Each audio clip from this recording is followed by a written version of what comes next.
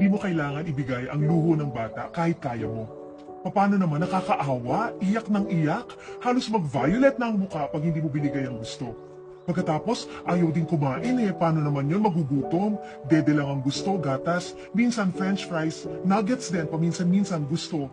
Pagkatapos sa gabi, puyat, ayaw matulog kasi naglalaro, kakaawa naman kung kukunin ko yung gadget. Alam niyo, pag nasanay ang anak mo na ikaw ang sumusunod sa halip na siya ang sumusunod sa magulang, 10 years old na yan, iiyak pa rin yan ng iiyak kapag may gusto at talagang mapipilitan kang ibigay. 10 years old na yan, hindi pa rin yan marunong kumain ng solid foods. At 10 years old na yan, lalong hindi mo makukuha ang gadget. At dahil sinasabayan din tayo hanggat gising tayo, gising din sila. Kaya kinabukasan, late sa klase. Kadalasan talaga, magulang din ang may kakulangan kung kaya't ang mga bata ay walang disiplina. Anong kailangan mong gawin? Kailangan may schedule. Yung